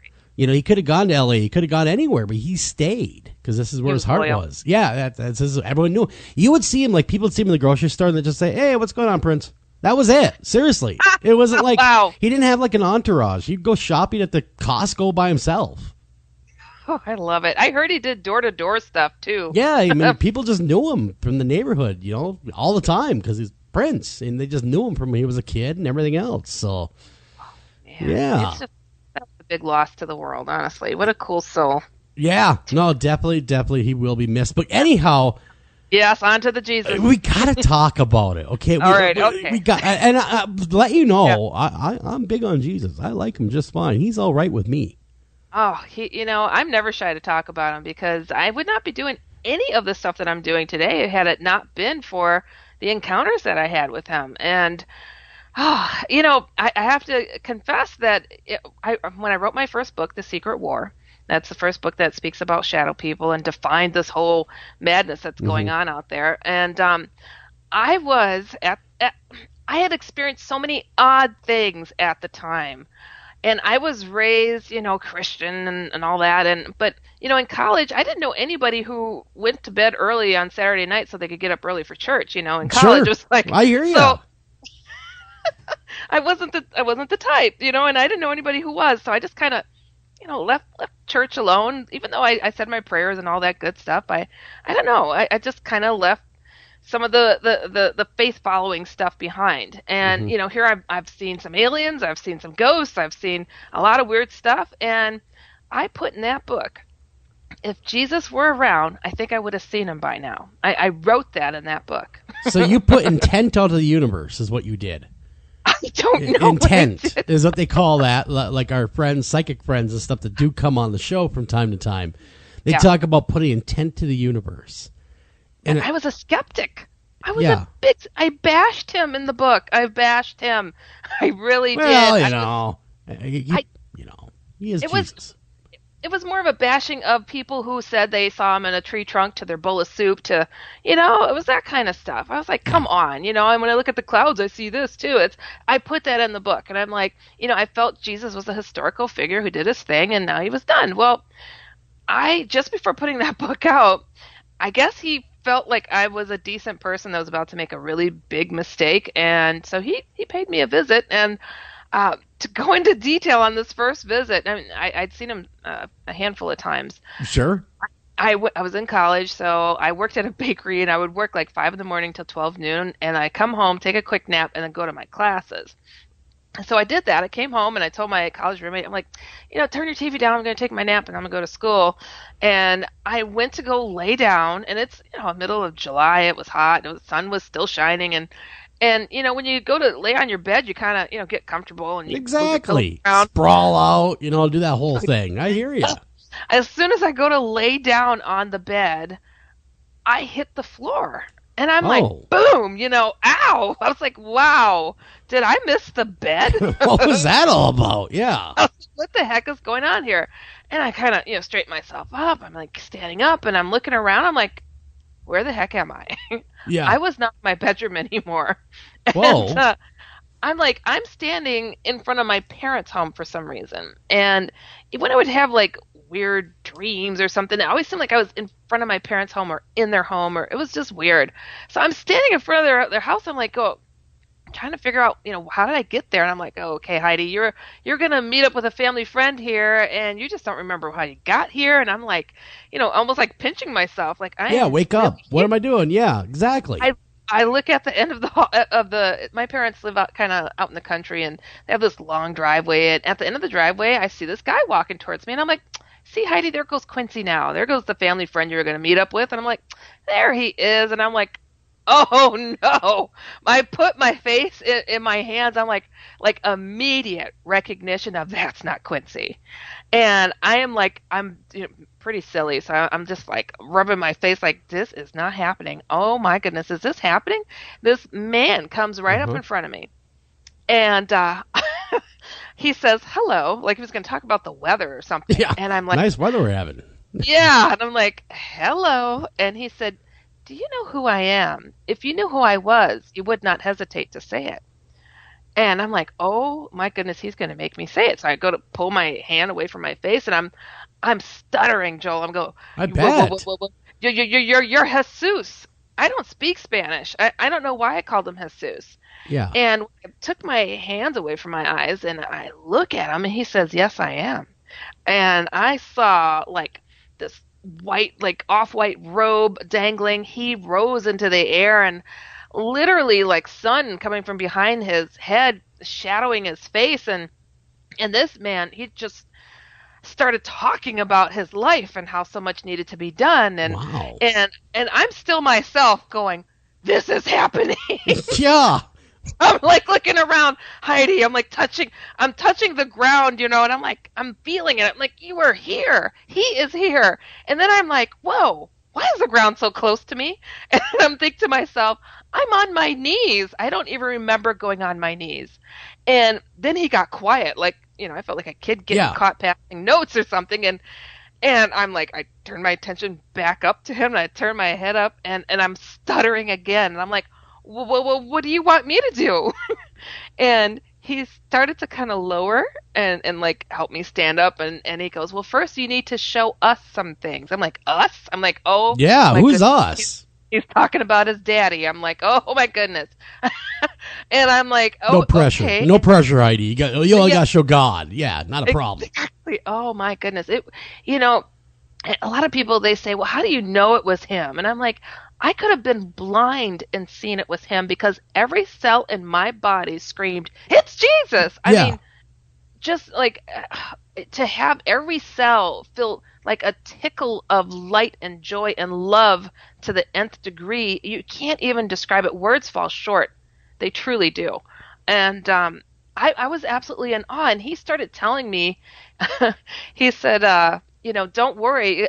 I'll tell you something really quick. I used to be absolutely petrified to speak in public. I would give up grades in college, and I was in a very difficult medical program. I'm an occupational therapist, and you don't give up grades because in A- you may not get in the program. So I would not do my lectures or my speeches that I had to do for these classes and just make sure I got straight A's on everything else. That's how bad it was. So Jesus said this to me. He said, you need to finish your book, and that's the Secret War book that I wrote. And I had bashed him in it. And he said, do not worry what others say. Know that I'll be there to give you the words. And I was like, damn, now that's a hell of a co-author right there. Oh, dude. But for me, I felt it was to speak in public, though, too, and with the words of that book. It's like I got the double sense of it. And it was just, and then he started to tell me something that was really important, and I knew I wasn't supposed to recall at the time. I saw his lips moving. This makes no sense, but I don't remember his face. And it was as if there was a glass pane between us, and his lips are moving. He's telling me something I know I'm not to recall. And then I knew he had to leave. And I'm like, think of something quick, Heidi. Ask him something. Right? I'm like, oh my gosh, this is really happening. And I'm like, what's my real name? What a strange question. That is an odd question. I mean, what is your real name then? I don't know. He started laughing at me, Joel. I'm not kidding you. He started laughing, and it was such a laugh of like deep joy. And he said, I love you very much, Ilea. And it was like Ileyah is how it sounded to me. Huh. And yeah, I'm like, and then he just disappeared. And And I remember trying to hold on to that name. I'm like, Ilea, I got to remember it. Got to remember that.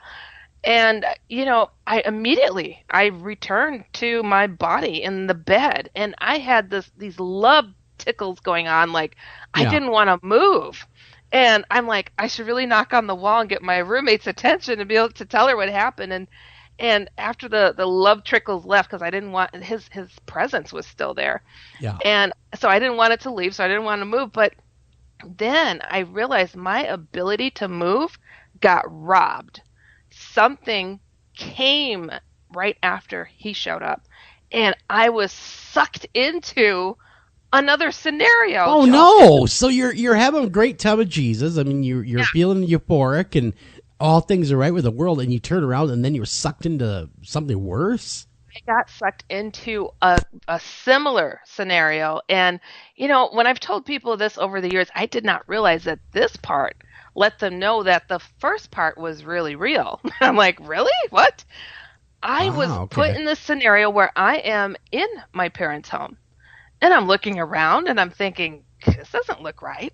What, why am I back here? And then I heard what sounded like a snake-like voice and this thing coming over my left shoulder saying, "Are you sure of what you saw?"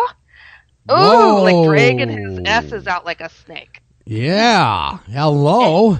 And I'm like, what? And I turn a little bit to see this thing that was wearing like a meat face-like mask of a family member. And it had black eyes, but it was gross skinned underneath. It was nasty. And I said, "What did you say?" And then it said, "There goes Quincy now." And that's the family friend I thought I'd seen in the first scenario. And I see this image of the family friend walk across the room and stop like he'd reached the end of his rope. Wow. And I said, "What?" And then he goes, "And there goes another one." Boom. There's another version of my friend walking across the room and stopping. And I'm like, "Whoa, hold on here." And I mean, just evil presence. I mean, like you couldn't believe. Why, though? Did he ever say why he was showing you this? What was the reason to... Well, I think he was trying to get me to verbally denounce what it was that I witnessed.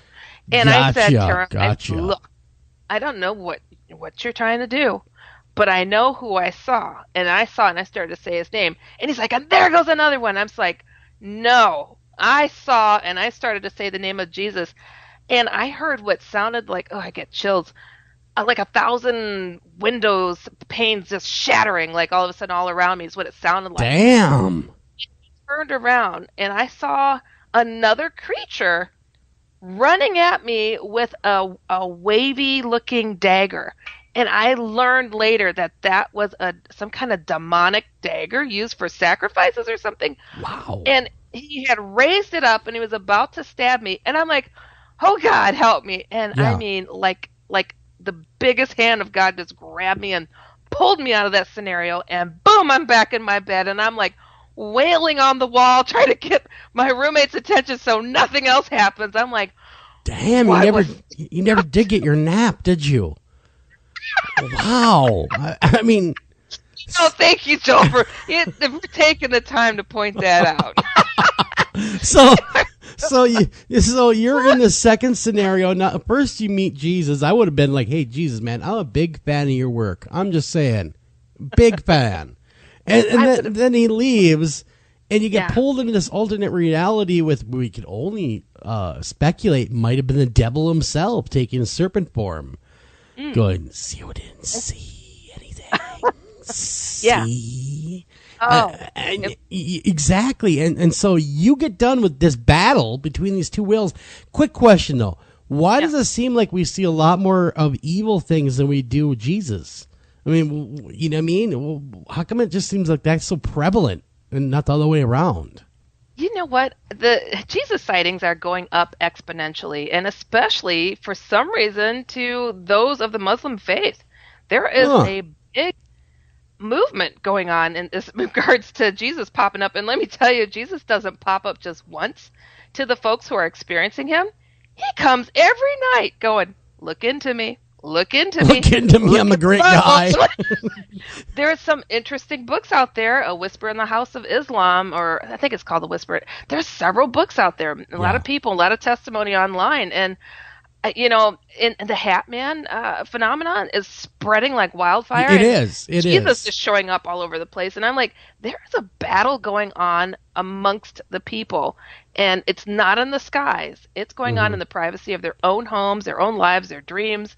And, without the experiences that I had with Jesus, and I tell people this all the time, I'm like, this demon alien chick here that's talking to you is only sitting here able to talk to you because she had Jesus encounters, because Jesus is the one. Before I do any show, before I do any talk, I always look up to the heavens and go, you promised me you would give me the words, and now I'm holding you to it. Hey, you know what? Exactly. You better deliver, all right? That's what I'd be saying. You told me you were my co-pilot, and that's the way it's going to be. Yeah. But, the Hatman, though, that right there is, especially after the last time you're on the show, I mean, people were going crazy because a lot of people had seen the Hatman.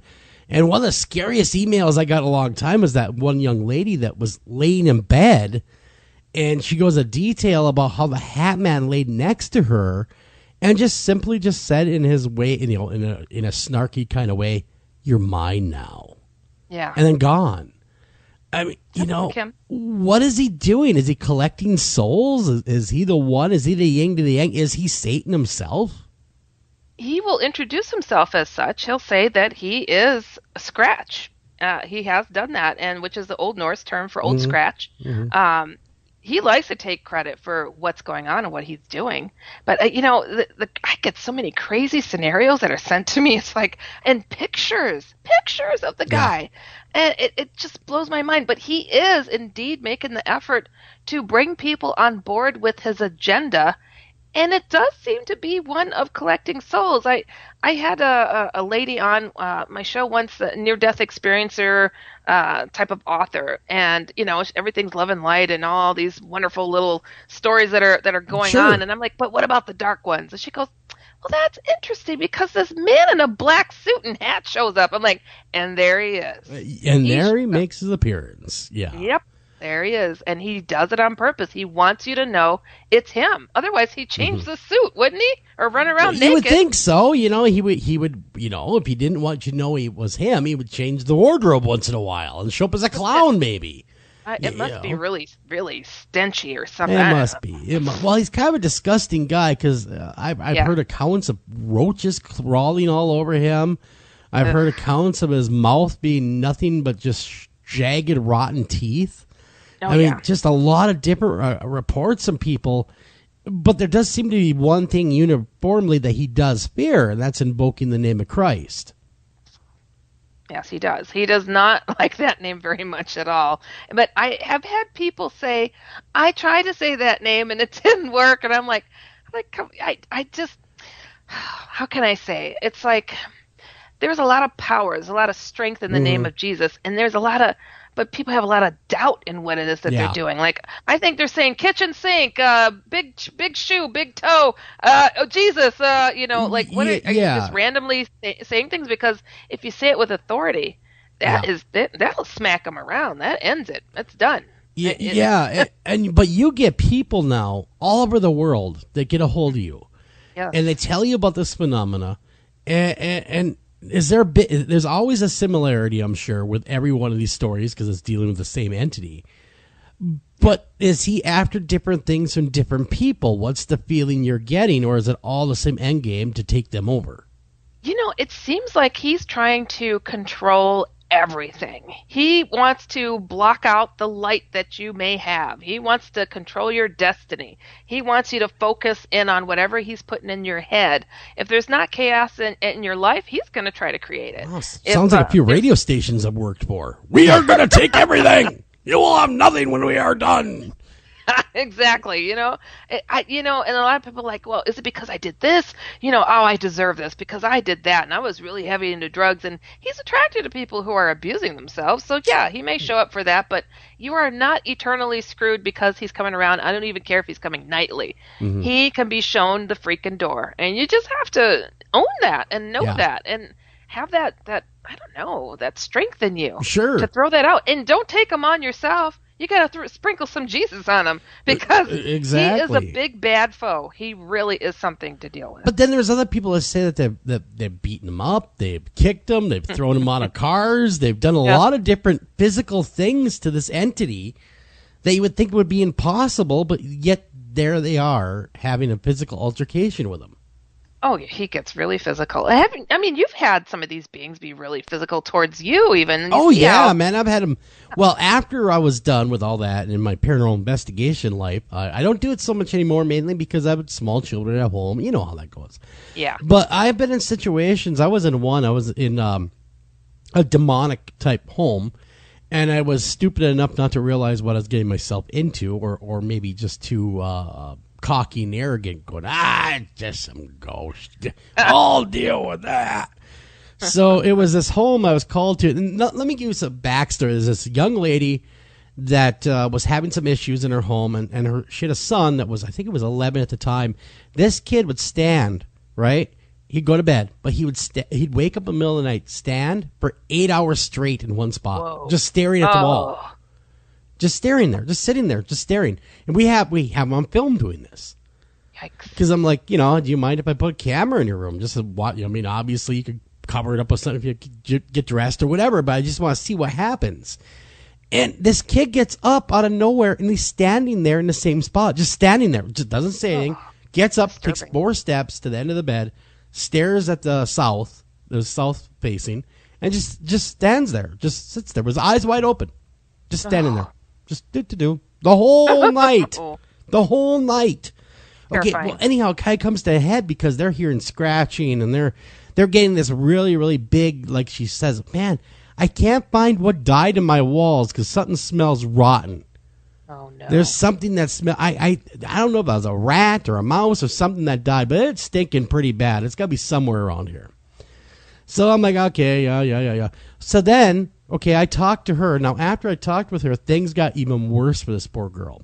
Oh, and I guess in the kitchen, she was in the kitchen one day making dinner, and all the cupboards flew open, and all the dishes came shattering out. She called the police. She didn't know what else to do, so she called the police. And they brought get this. I would not have believed this unless I heard it from the police themselves. They brought a canine crime dog in because they figure someone's in this house, and they cannot seem to find him. So they're going to get a canine crime dog to go in there and flush him out. Swear to God on a Bible, they told me the dog came out whimpering with its tail between its legs. Whoa. Oh, that's scary as heck. Exactly. And they sent her back in the... She had nowhere to go. She had to go back in the home after they left. And so I got involved thinking, wow, whatever this is, it must be pretty nasty. Not really thinking demonic. Cause, come on. Who runs into demons anyway? That whole thing. Really, who does that? Right. So I show up on scene, me and a guy that happened to be an off-duty police officer at the time. He was off-duty, and he helped me. I was alone, so I said, hey, why don't you come with me? Okay, I'll go in there. Why not? Let's do this. So, okay, it's a house, and it's like a normal, everyday old house, but then there's steps, that go in the basement and all that kind of stuff. And we're sitting in the living room talking to the homeowner, the lady, and then we keep hearing this running up and down these steps, up and down, and loud, too, like boom, boom, boom, boom, boom. Right. And she says, I always hear that before he attacks. Oh, no, she says it all calm. I know, right? I'm like, what? I mean, I'm really hearing boom, boom, boom. The door opens and closes. Oh, no. That's all she said was, oh, no. Oh, no. And I look at my buddy like, I don't know what's going on. Something ain't right here. I'm saying, I don't know if you got some big mice around here or something, because that was pretty loud. You're right. At this point, I'm getting scared. But we have to run a break. We come back. I will finish the tale. It does get really, really wild before we are done. Don't go anywhere. We'll be right back right after this.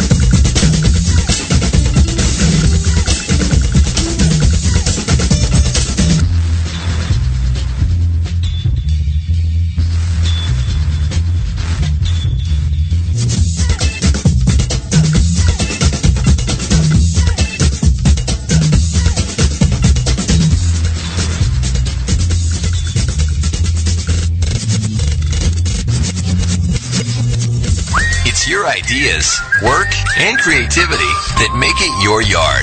At Ace, we're here to help with hoses and sprinklers to nurture growth, gardening tools for the shape of good things to come, even the right fertilizer and bug killers to make the grass a little greener.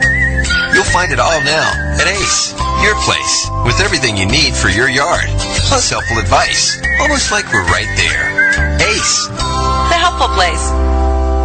Green light. Hey girl, school zone. I'm getting hungry. Car changing lanes. You want to meet me for pizza? Stop sign.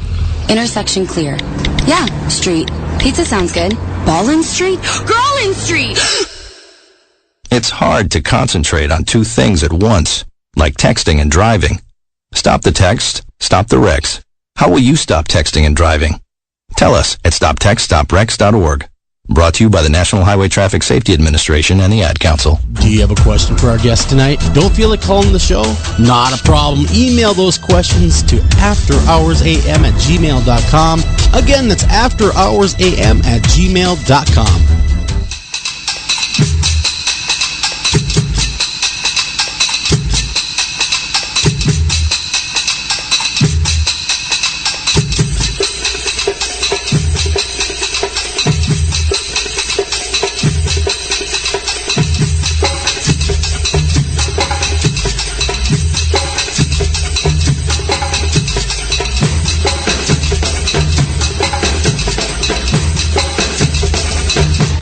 And welcome back to After Hours AM, everybody. I'm your host, Joel Sturgis. Right along with me, Heidi Hollis. And Heidi, man, we are really, I got to finish the story. I know, I'm mean. I left it a cliffhanger.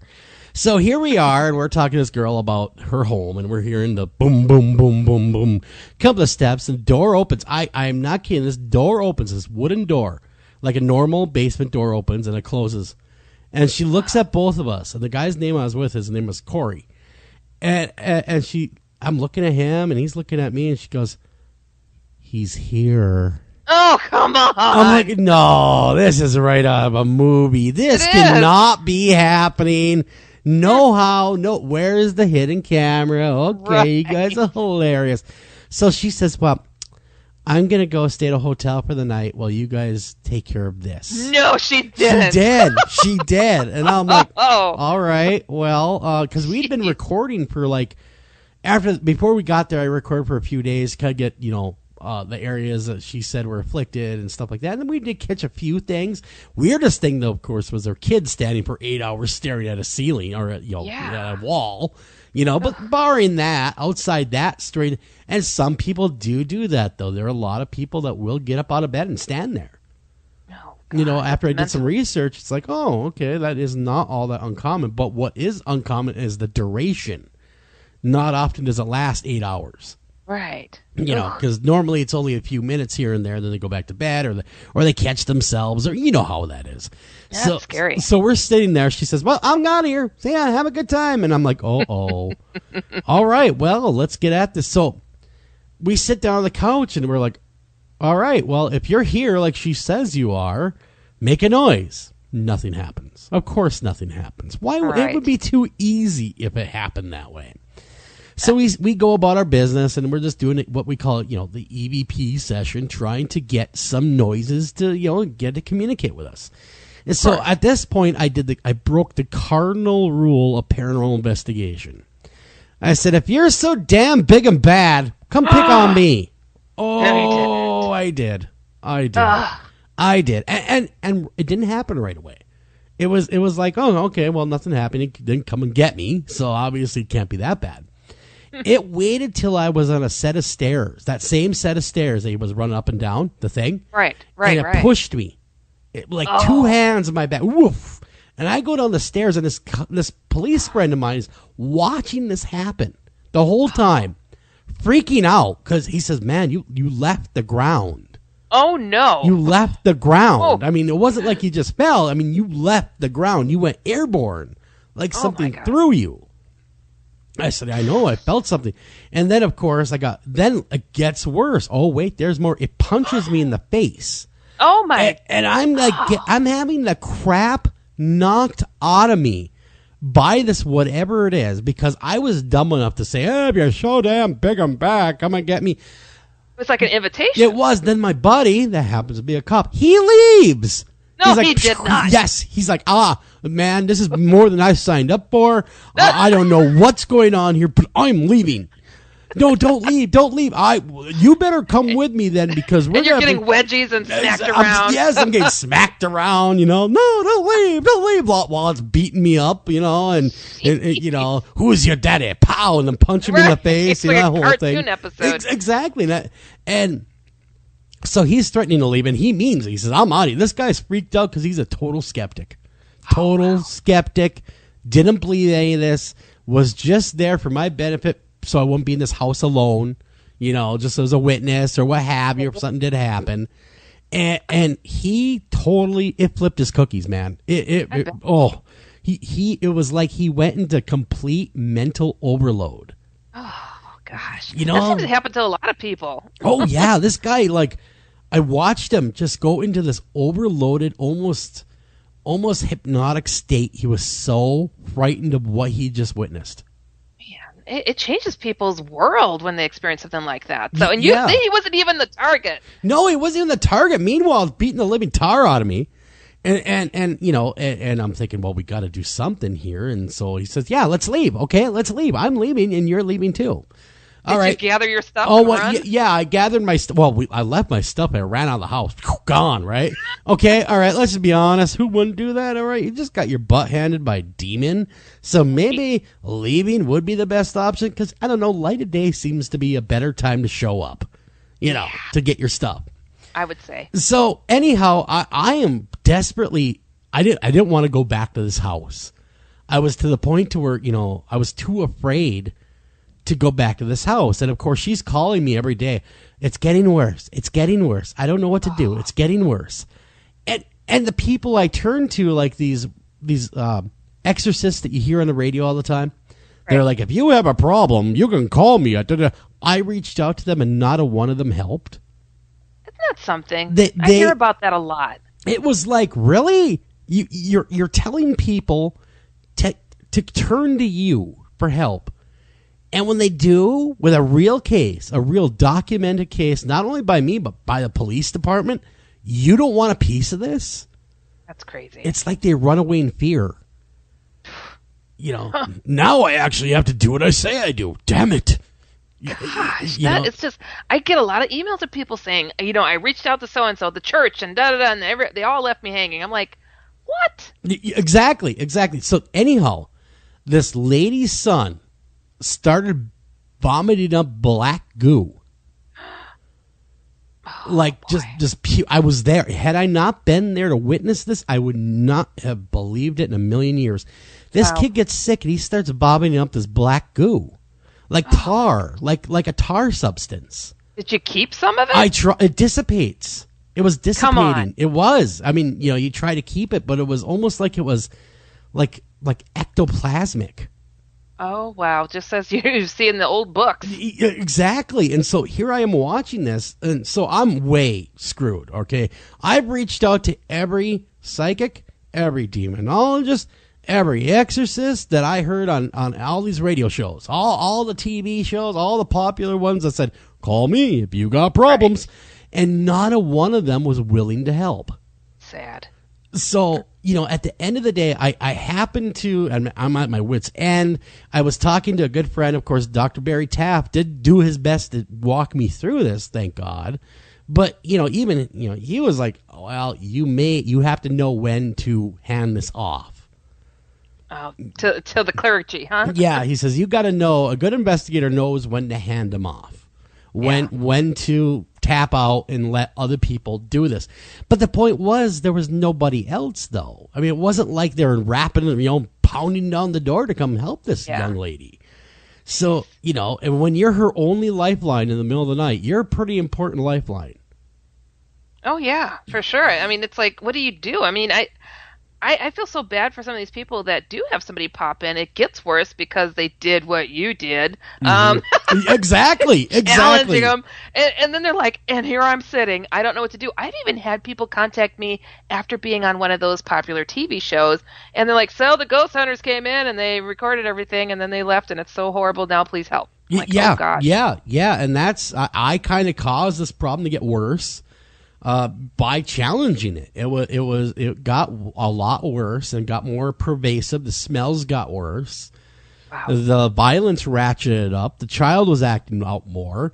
So really, I was thinking, man, I have caused these people a lot of pain with my stupid, arrogant attitude towards, it's just a ghost. Well, you know what? We got ways of dealing with them. So what'd you do with it? Well, what had happened was after a long time, this is months now. This is not like 1 or 2 days. I dealt with this family for a good 4 months. I believe it. And trying to call anybody, reach to anybody, talk to anybody. And then I ended up, I want to say it was either Coast to Coast or another radio show. I heard, I called in to one of the exorcists, but it was it was the one perfect possession. The name is gonna come to me, but he was in Catholic Church. Let me think about this name here for a second. But in the meantime, I'm gonna tell you, it was a battle, and it was not easy. And anyone that says that demons, there's nothing to them. There is.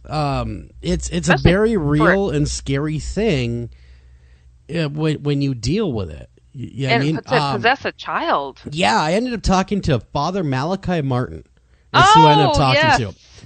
And he was the only one that said, hey, you know what, I can't go there and I won't go there, but what I will do is put you in touch with the diocese in St. Paul. Great. And I said, well, yeah, but they're not Catholic. He says, that doesn't matter. That does not matter. Wonderful. You give them all the evidence. You pass this off to them.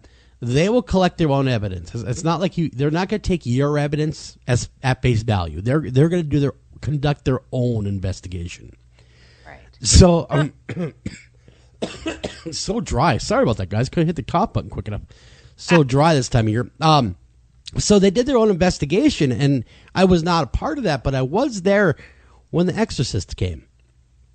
And were you? I laughed. I was booted out.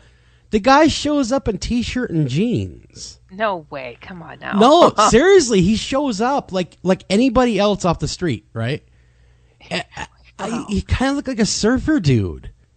Maybe he was going into battle. I mean, those were his workout clothes. And he had a suitcase with him, but he came in, and I said, "You're him?" He says, "Yeah. What were you expecting?" "I don't know. I've seen The Exorcist. You should have came in all your garb." He says, play the part, dude. Exactly. Play the part. He says, I a lot of people expect that, but here's the deal: is that calls a lot more attention to people to your home if they see me showing up in all my garb. True. So I kind of come in personally. He says, not everybody does it this way, but I like to come in and make myself at home in the environment and then work my way to the blessing, and then ultimately, if need be, the exorcism. And so, yeah, he says, but now you have to leave and you never come back here. Oh, he told you that? Yep. He says, what was the purpose of that? Well, because they have it from here. This is their purview. You're done. You're not needed, nor are you wanted. Do you know if it got licked right there? I did talk to her, and they're happy, and they haven't seen anything, and whatever they did. And she tried to go into detail, but she said it was really an odd experience. Because when I was talking with her about, I'm like, you got to tell me what happened. I mean, I got my butt handed me in this house. You got to tell me. She says, man, it was like every floorboard was creaking. It was just nuts. And it was like things are going crazy in the home. And it was really an odd thing. And she said, I could see my breath at one point. And it was like they were doing battle. And I said, no way. Just like in the movie? She says, well, kind of, but maybe even a little bit more over the top than the movies. Sometimes I hear that it takes more than one visit from an exorcist. Yeah, and yes, and this is after many visits. He was there quite a bit. Yeah, okay. Yeah, I'm giving you guys the abridged version of what she saw and what was going on. But evidently he did what he calls spiritual therapy for a long time with these people, for months. Wow. And really, and what now I found out years later, I had to know why this thing was attacking this lady and her kid. I mean, they seemed just like normal people that you'd meet on the street. There has to be a trigger or something. Well, this home that they were living in was a rental.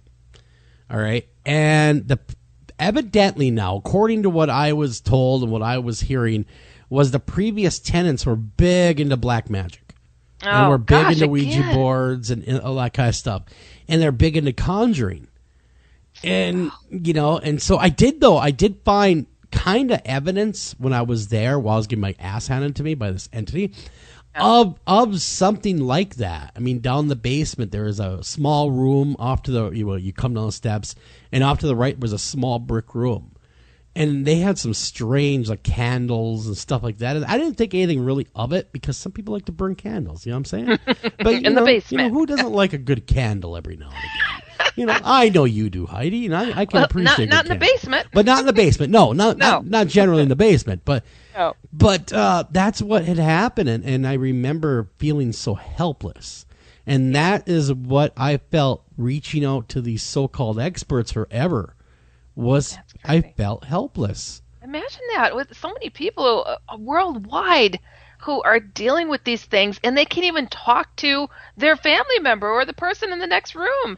It's terrible. There are so many people suffering alone like that who are like, please help. I get these emails across the top. It's please help. And it's like all caps. I'm like, oh, it rips your heart out. If you guys could just, it's like if people's word were taken for what it is as truth. And if they let that sink in about what it is these people are experiencing, it would take one encounter to be described, and we'd all be believers and be very, very sympathetic and try to make an effort and try to protect each other from these things. It's so real. Real. When I did ask her, though, I'm like, well, now that this is all over, you never did tell me how it began for you. Yeah, I mean, her. I'm like, how did it all begin? Well, I mean, what was it, as small? I mean, I know, I'm sure I asked you, but everything was running together now. How did this all begin? Just so I have a better understanding. She said it just started off, I saw a shadow every now and again. You know what I mean? No. And you know what I mean? I just kind of chalked it up to me seeing things. And she said it just kind of started slow, and it just kind of simmered, and it festered, and then my son started acting out, and then I started feeling bad, and then the stench started. And she said really it took a long time for it to really come to where it was, where I was reaching out to somebody. Goodness. Always the shadows. Yeah. What is that? Yeah, it's always a shadow. I mean, that is one thing I've noticed a lot is, when you ask anyone clearly and honestly about what was the first thing you saw before crap all hit the fan, I saw that weird shadow thing running around. What was that all about? They just seem to be orchestrating so much of the garbage going out there. Ugh. Yeah, it truly is amazing. But that is my brush with what I can only call a demonic. Yeah. And it had all the hallmarks of it. I mean, had the smells, it had the possessions, it tried to possess me at one point. And unfortunately, demons are my specialty. Oh, yeah. Well, it followed me home. Oh, boy. It would come visit me. It would come and try to intimidate me. Oh, gosh. Like, don't come back. I mean, that kind of thing. It said that to you? Oh, yeah. No, it came. It used to like to come at middle of the night like they all do. But what it would like to do is it would like to come, this is going to freak you out. I'm telling everybody right now, this is going to freak each and every one of you. Excuse me, I have to cough because I'm so scared. I'm serious. Yeah. I know, I'm joking too. I mean, yeah. I was in the bathroom. Mm-hmm. I opened the medicine cabinet door, grabbed some aspirin, a headache. I closed the door and it was behind me in the mirror. Oh. That's right over my shoulder. And it was, in the mirror, full on. I mean, you see it in the movies all the time where, they'll open it, there's the ghost. Yeah. This actually happened. I closed. What did it look like? It was ugly as, it looked like a bug in a lot of ways. It was ugly as all hell. Huh. And I can only describe it as like a bug. I don't know. I mean, it was just like kind of like in the movies. I mean, kind of just that ugly, just looked like it had nodules and pussiness about it and just nasty looking. Oh, and it wasn't like The Fly from that movie. No, kind of in a way. I mean, really. I mean, it was just weird looking. It was so hard to describe what this looked like because there's nothing compared to. Yikes. Yeah, I mean, and so I closed the door, right? And as soon as I closed it, I have the aspirin in my hand. The aspirin hits the floor, and it's breathing in my ear. Oh, and no. I'm feeling it, and this is the middle of the night. I'm the only one up. I had a headache. A headache woke me up. I go to the bathroom, open the medicine cabinet, grab the ibuprofen, aspirin, whatever it was at that time, Advil, close the door, and there it was. I mean, like in all its flippin' glory. That is just... Was it tall? It was taller than I was. It had to bend down to get down by my shoulder. Jeez, to smile for the camera. And it's like, I'll be seeing you. Did it say that? Yes. Yeah. Oh, yeah. Yep. That's when I knew I was done. I had to find somebody. No. I'm like, oh, hell no. No, hell no. I'm not target number 2, all right, man? That is not how this is rocking out here. No. That is something straight out of a movie. Oh, it was. Really, had it not happened to me, I would have been, whatever, man. You're telling tales over there. I'm telling you, it was straight out of, and to this day, Heidi, I have a hard time with mirrors. Oh, well, I don't look in mirrors at night. I just don't. Yeah, I have a hard time with that whole... I don't even have a medicine cabinet anymore. Oh, wow. Because of that in my bathroom. I took that thing out. You know, I've heard of people being a little sketchy when it comes to mirrors. I mean, for a lot of different reasons. So I get it. Mirrors are really a portal to the other side. Everyone knows that. Oh, yeah, for sure. For sure. Like a psychomantium. Have you ever tried one of those? No. That's freaky as all hell. I don't suggest you do it, but if you do want to have something fun to do on a Saturday night, you could try to build your own psychomantium. Oh, no. I have enough going on. Don't do it. But if you want to know, I'll tell you guys how to build one. Just let me know. Email me up. I'm kidding, of course, because I'll never tell you because it's horrible. It invites nasty things into your life. But after that happened, though, Heidi, is when I knew I had to get serious about finding someone that could help these people bigger than I was. Right. Because before it comes home, you can leave it there, and you're like, oh, my God, this is horrible. You know, you can think on it and strategize. All the strategy goes out the window when it's behind you. You know what I mean? That's like, wow, okay. Oh, I should have looked for a fly swatter or something. Right? I was thinking, where's the raid? Yeah. Take that. Oh, man. But it never did that again. It never did that again to me. Oh, good. Thank God. Because dealing with something like that on a daily basis, you start to lose parts of yourself. You do. It's so easy to fall into that. Yeah. That funk of that infestation feeling too, where it's all you could think about. And I was terrified. I mean, I was terrified for a long time. Oh, I can imagine. And now you've experienced a lot of odd things. I've experienced a lot of odd things, but I don't know about you, but I get asked the question, well, are you a psychic? Are you a medium? And I'm like, no, my name's Heidi. I'm too ordinary to have a title. How do you feel? I'm not psychic whatsoever, not one stitch. Yeah, me neither. But I think, though, that these things, whatever they are, when push comes to shove, they will shove. Oh, yes. I think we're all capable of seeing them, but some of us see these things a little bit clearer than the next for some reason because we pay attention. I don't know. But I think that, I don't feel like anybody special is how I feel, honestly. I just, these things happen. Well, I tell this story, and, over the years, because this happened quite a few years ago, and all the people always say, well, I would have punched it, or I would have done, you wouldn't have done anything but pee your pants. That's exactly right. What you would have been doing, is pee in your pants. Yeah, exactly. Truly. Yeah. You never know until you're in that situation, and it's like fight or flight, freeze, or pee. I don't know. Yeah, well, it's one thing to be sitting there, in your own. I guess it's even worse when it's in your own home. I mean, because now it's violated where you are, your space. And not only that, but also knows where you live, kind of thing. You know what I mean? That is a special kind of feeling. I can tell you that much. It's like, ooh, you do know where I live. Yep. You know, it's so weird. It's like covering the topics. I cover a lot of dark stuff, but it's so weird.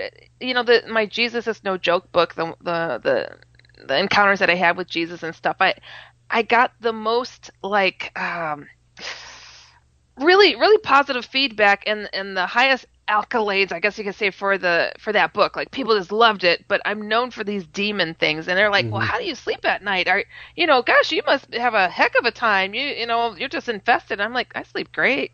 I don't have any problems because I had that backing to protect myself. And that's the thing that I find is missing with people who are experiencing a lot of these things on a regular basis. And it's not to say, oh, I'm here to judge you, to say that you don't, you're not right with God or something. It's like, permission was given somewhere. Yeah. They tricked you somehow. They scratched you and got a way in, or they're infiltrating your life somehow. Whatever it is, it's like, it doesn't matter exactly always to know what it is and how they did it.